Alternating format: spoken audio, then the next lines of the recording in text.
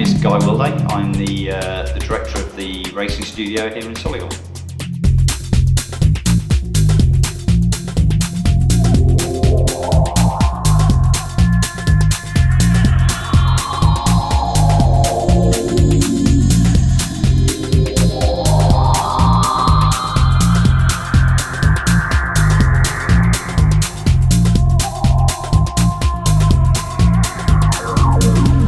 So an enormous amount of detail in these models compared to what we've been able to do previously. We definitely used the original game as inspiration. We've got an original two-player cab up in the studio. We've played that a lot, I have to say, and really I think tried to capture what the essence of that game was. Why are people still playing that game today? Why is it still out on site, and why are people still enjoying it? And I think it came down to a number of things. It came down to the visuals, it came down to the fact that the handling is just great. And I think we wanted to take those elements and incorporate those into a brand new next-gen iteration of the game.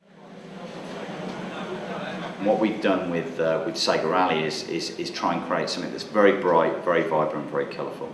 And it's also very playable. We've got innovations in there, we've got the surface deformation in there, which is doing something completely unique. But we've also got a product that's much more mass market than that, I think. It's got much broader appeal, much more diverse, as I say, a much more playable rally game.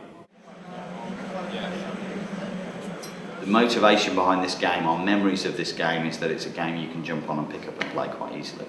Fundamentally, the physics engine that we've built is very realistic. It's looking to simulate exactly as much as possible how a car works on an off-road surface. We've always looked to get the handling so that it's really, really playable. How the surfaces behave, how they wear, how they change is a vital element of rally. It's something, if you talk to any rally driver, they will talk to you about how the surfaces change, and it just seemed like such an important part of the sport, an important part of what racing a car off-road is about. It was something we really wanted to include, something fairly key we wanted to include in. And for the first time now with Xbox 360, you've got the opportunity to be able to do include this sort of feature within our games. And so it's very exciting to finally realise something that you've talked about for a while.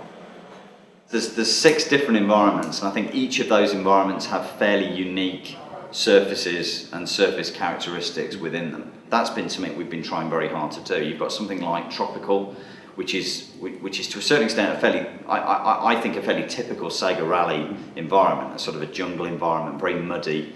Something like Alpine is far more progressive. You've got surface changes from tarmac through to wet tarmac to slush and snow as you climb up the mountain. And then obviously something like Canyon, which is real swift marked surface changes from tarmac and then onto some loose sort of gravel and then back onto tarmac again. So each of those environments is quite different and quite interesting.